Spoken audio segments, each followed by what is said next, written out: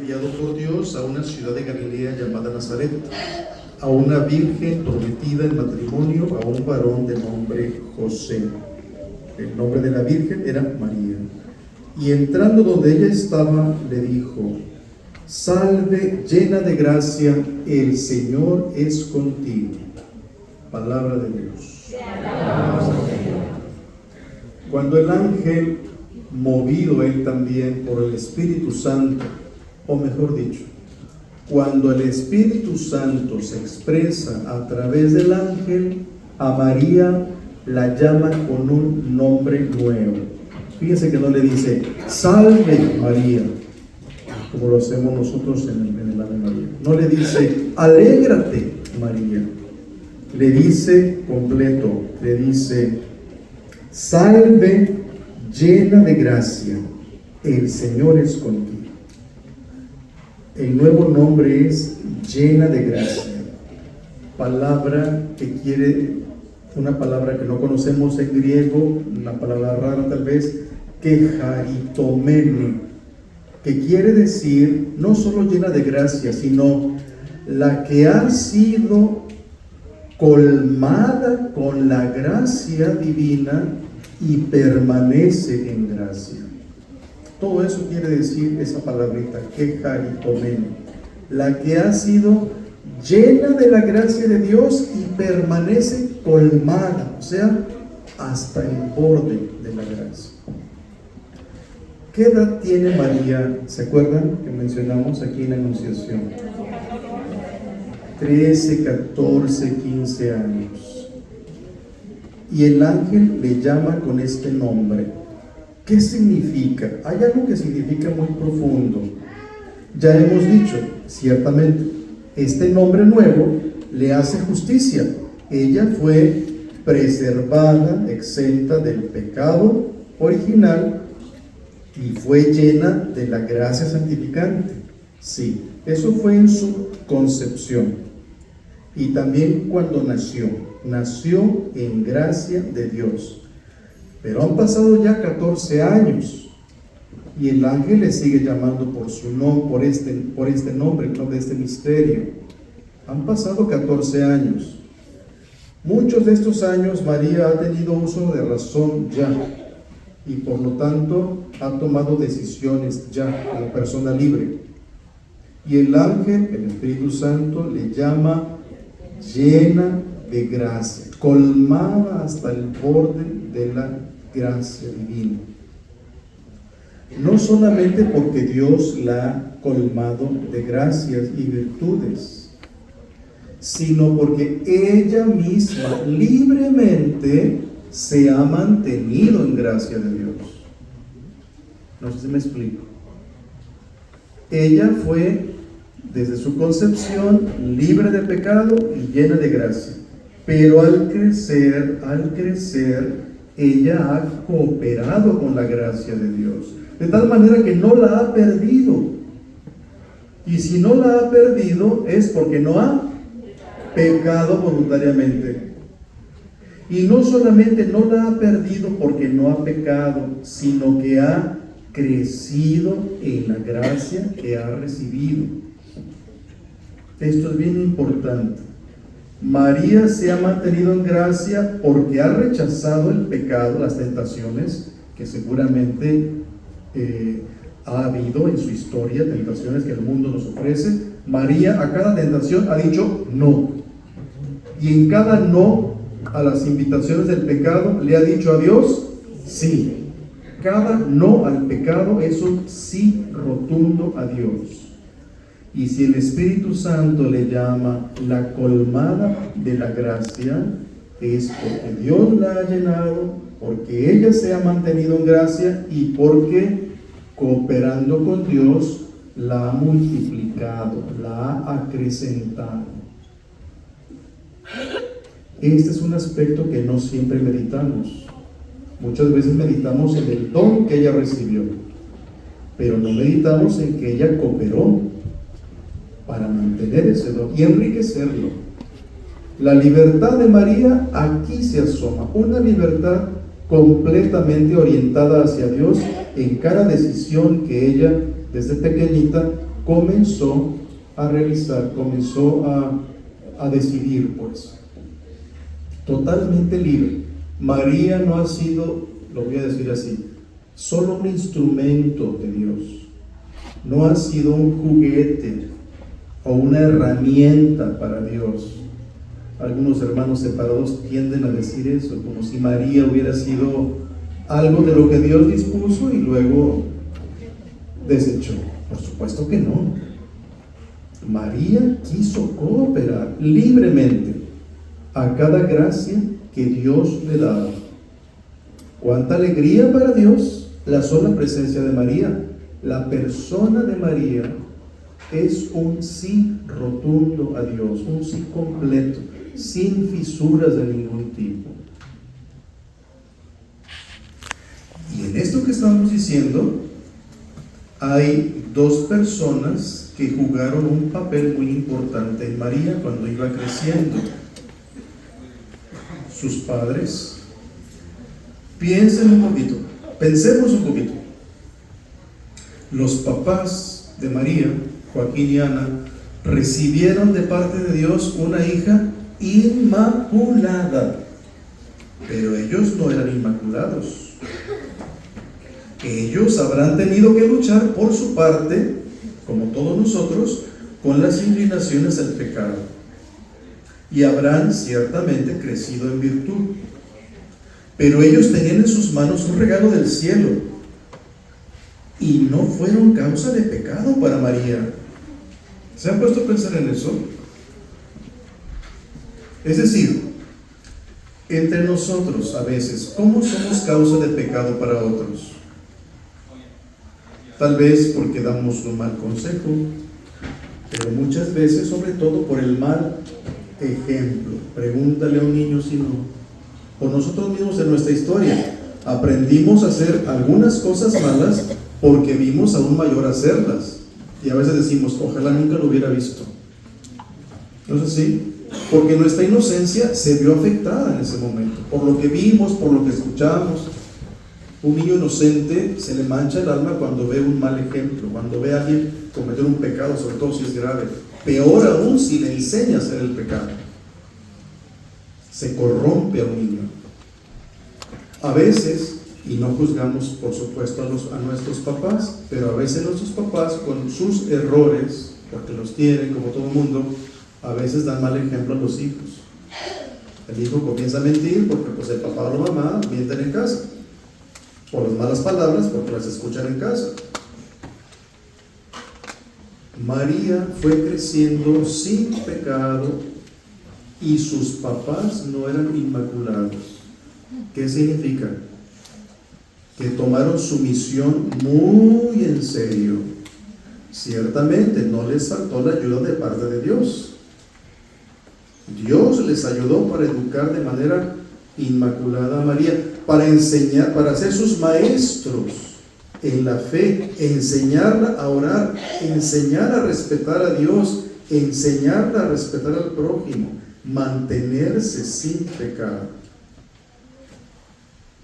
¿Qué les parece? Papás, en México hay un día de los abuelos, bueno, más bien cuando se celebra San Joaquín y Santa Ana, muchas veces se felicita a los abuelos, pero ese día es necesario felicitar también a los papás, porque ellos educaron de una manera santa a María, misión que tienen todos los papás. Un papá y una mamá en su casa no solamente es para ser instrumentos de la providencia, dando casa, comida y sustento. No solamente eso, porque, dice el Señor, no solo de pan vive el hombre.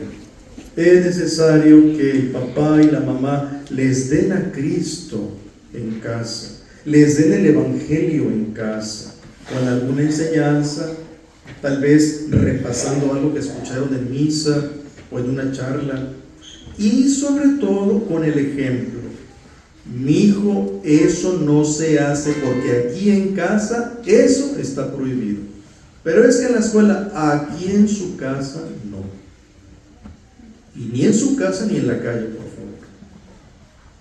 Fortalecer una educación para que el niño crezca en estatura, en inteligencia y en gracia de Dios. Es lo que San Lucas dice del Señor Jesús cuando era adolescente. Dice que Jesús crecía en estatura, y por aquí veo algunos bien grandotes, por cierto, bendito Dios. En inteligencia, me ha tocado ver muchachos muy inteligentes aquí, y en gracia también los he visto. Es bien hermoso ver que los niños se acercan al altar y que sirven, que comulgan. Es precioso eso. Si tu hijo lo hace, bendice a Dios. Si todavía no lo hace, ánimo, está en preparación. Si ya no lo hace, reza por él y dale testimonio. Tu hijo lo has recibido para convertirlo en hijo de Dios con el bautismo y encaminarlo al cielo. Has recibido en el bautismo un hijo de Dios. Es más, cuando llegaste al templo para que tu hijo fuera bautizado, llevabas a tu hijo, pero no te llevaste después solo a tu hijo, te llevaste a un hijo de Dios. Y Dios quiere que tú le ayudes a ser santo. Ay, padre, esas son palabras mayores, como un santo. ¿Usted cree que va a estar mi hijo o yo ahí el día ahí junto a Juan Diego? Pues a lo mejor no, pero eso no es lo importante. Lo importante no es que nos pongan un nicho, en una capilla, en una misión. Lo importante es que tu hijo y tú como padre y como madre entren al cielo. Dios te ha dado hijos para que los conduzcas al cielo. Ay, padre, ¿para qué vine? Pues para que conocieras esta verdad. El peor fracaso que puede haber en el mundo, ni te creas, es que te deporten o que repruebes en la universidad o que al final no hagan los honores que yo pensaba hacer cuando me vine para acá. El peor fracaso que puede haber en la vida es no ser santo. Porque si te deportan, te mandan a México o a Honduras o tu país, basta. Pero si pierdes la santidad, si no la buscas, si no luchas por ella, no pierdes un lugar en este país, ni en el tuyo. Pierdes tu lugar que Cristo ganó por ti en la cruz con su sangre, en el cielo. ¿Será grave eso? Por supuesto que sí. Nuestra Madre Santísima recibió la gracia de ser inmaculada y se mantuvo inmaculada, diciendo no al pecado y diciéndole sí a Dios. Y de esa manera nos enseña de qué manera llegar al cielo. Dile no al pecado. Yo también. ¿Cómo le puedo decir que no al pecado? Allí está el sacramento de la confesión. O si no estás bautizado, bautizándote o bautizando a tus hijos. O si vives en pecado mortal, rompiendo con ese pecado. Tal vez vives en unión libre. Eso tiene solución, a menos que tú o tu señora hayan estado antes casados por la iglesia. Si no hay impedimento, está la puerta abierta a la gracia. Y si no pudieras casarte, también para ti hay esperanza. Es necesario platicar con un sacerdote. Algo se puede hacer. Entonces, nuestra Madre del Cielo nos mira con amor y nos dice: sean santos, como yo he sido santa. Termino con esto. Bueno, no, ¿qué horas son?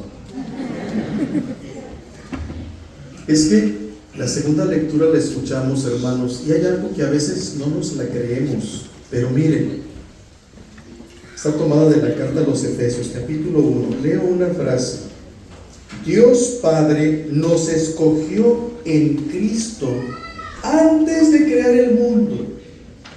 Dios todavía no creaba el mundo y ya miraba a Magali en su mente, a Juan, a Francisco, a María, a ti, y pensaba en ti. Te escogió desde antes que existiera este universo. ¿Para qué? Para que fuéramos santos e inmaculados en su presencia, por el amor, para que fuéramos santos e inmaculados en su presencia por el amor. A ver, eso de inmaculados, estoy de acuerdo que lo dice la Virgen María, pero de mí, bueno, es que Dios en su mente divina, pensaba en ti para que fueras santo e inmaculado a través del amor. En el caso de María, fue inmaculada, ella no conoció pecado, pero en el caso nuestro, además del arrepentimiento, está la necesidad de vivir según el amor de Dios. Ahí está el camino. Y vamos a ir terminando con esto, pero no quiero dejar de mencionar una cosa. Es importante, es necesario decirla. Después de que María vivió con sus padres, ¿con quién vivió? ¿Con quién vivió? Con San José, fue su esposo. Y tampoco con José María llegó a pecar, de ninguna manera. El esposo, al contrario, le ayudó a María, su esposa, a seguirse santificando. Esposos, ¿ya vieron por dónde va el Evangelio? El esposo necesita ser ayuda para su esposa de manera que se santifique también. Y la esposa también. Al final del día, es decir, al final de la vida, cada quien le presentará al Señor a aquellos que estuvieron contigo. Y qué hermoso será que le presentes a alguien más santo o más santa que como la recibiste. Ay, Padre, dele ideas a mi esposa, dele, si así no me... Son santas ideas. Aquí están, viene el Evangelio. Les dejo de tarea, pero hay una... Sí, termino con esto, pero por si gustan en su casa, leer el capítulo 5 de la carta a los Efesios, Efesios capítulo 5, hay una parte donde la palabra de Dios habla a los esposos y a las esposas. En resumen, les dice que se presenten el uno al otro, que cada quien presente al Señor santo. Pues vamos a darle gracias a Dios por esta palabra que nos ha dirigido.